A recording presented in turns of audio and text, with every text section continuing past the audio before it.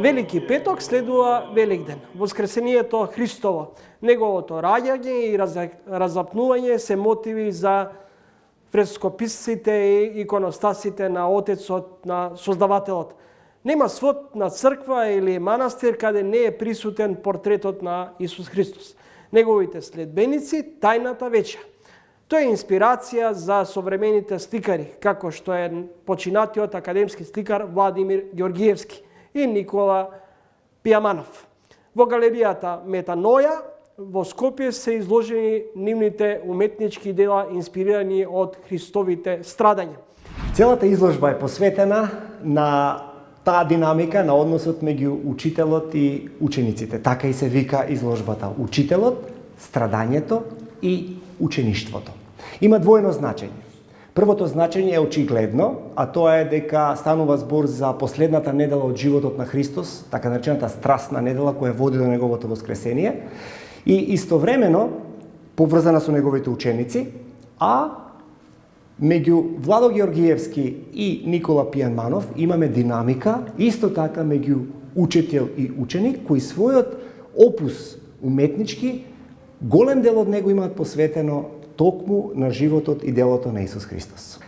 Ликот на Исус Христос во ова современо, така да кажеме, време, во кое што треба да се зборува со јазикот на секојдневието, е во дослух со уметникот кој тоа го разбира. И јас верувам дека и Владо Георгиевски во своето време, а и Никола Пијаманов сега во ова време, го научиле токму тој јазик. Не станува збор толку за некакво пластично, миметичко представување на ликот на Христос, колку што е толкувањето за тој лик да прозборува и да биде јасно соочлив со генерацијата со која што тој се соочува.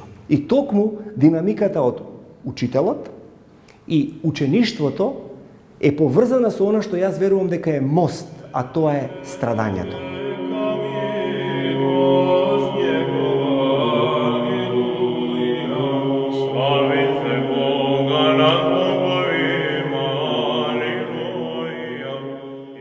И тоа страдање повторно во двојна смисла на зборот.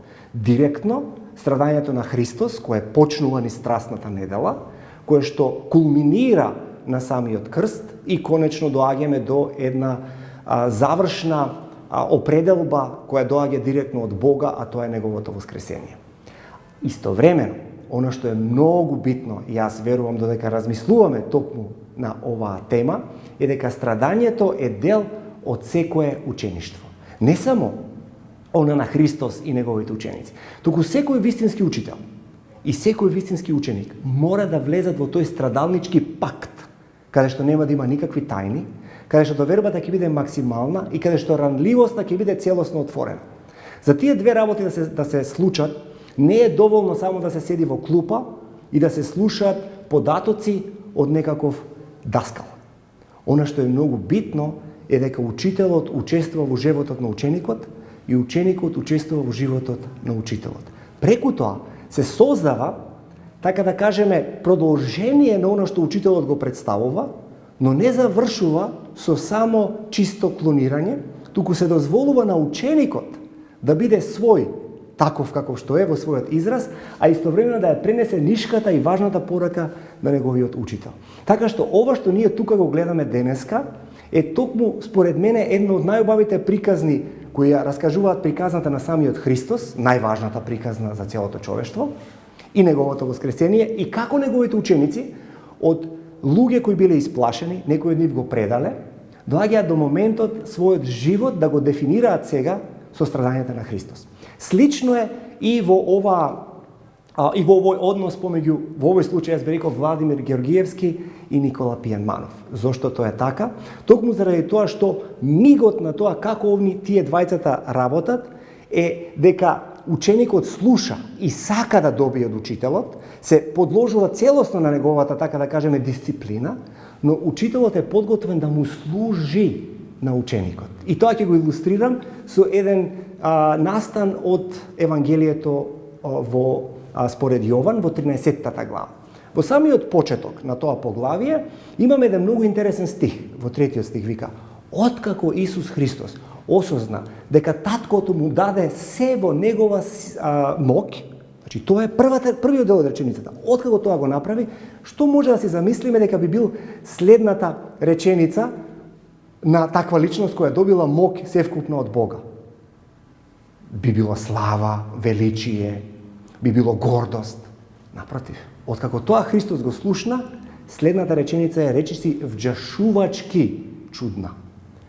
Зеде крпа, се наведна и почна да им ги мие нозете на учениците. Тоа е мигот во кој што јас верувам дека мостот се создава како пример за целото човештво. Најголемиот учител, отелотворениот Бог, наместо да земе и да ја зграби мокита и да ја злоупотреби, така да кажеме, е подготвен со цето свое битие да им послужи на генерација која потоа ќе ја пренесе токму пораката зад која што тој целосно стои, за која што живеел, за која што умрел и за која што воскреснал. Страдањето не е маченичко. Страдањето е мачеништво во онаа клучна смисла на зборот во оригиналниот јазик, а тоа е сведоштво. Кога сведочиме за вистината која сме собрали од учителот, ние стануваме вистински маченици кои што ја пренесуваат пораката на учителот, но и наша. Овие дела токму тоа и го покажуваат. Ученикот го следи учителот, но не слепо. Се изразува и самиот себе си. Христос не сака такви, да го следиме него, но да останеме и оригинални своји. Во таа комбинација да го проповедаме неговото Евангелие.